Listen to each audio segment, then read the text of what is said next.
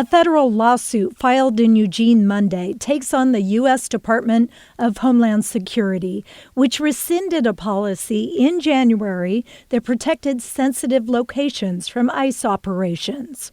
One of the plaintiffs, Augustina Lutheran Church in Portland, which has been at the center of immigration battles for decades. The pressure right now and the fear is the greatest I've ever seen. The designated sanctuary church has protected immigrants like Francisco Aguirre, who sought months of protection at the church in 2014 as ICE agents targeted him for deportation to El Salvador. You have to restructure your whole sanctuary, our two buildings. So staff meetings, training congregation. We have many immigrants in our congregation. You have to change how you open doors and lock them. You have to change signage. The White House border czar says he's in full support of targeted ICE operations in the name of public safety and national security. I've said this 1,000 times.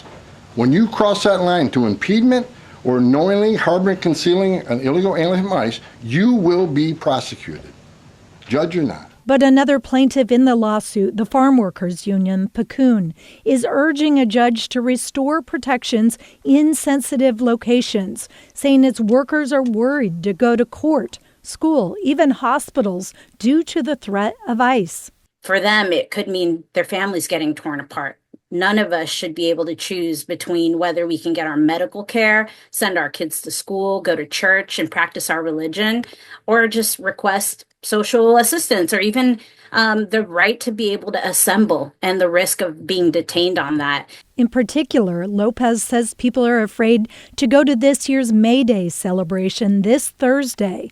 Many worried ICE could show up.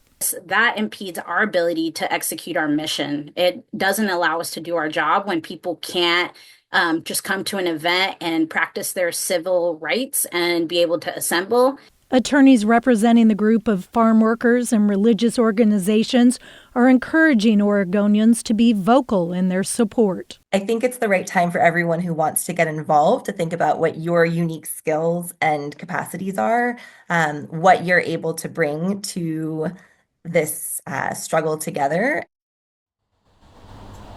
And the Farmers Union, of course, reaching out, encouraging everyone to show up for the May Day celebration on Thursday to show their support for migrant families and appear to be a group to support these policies and speak out against the policies affecting migrants. Now back to you.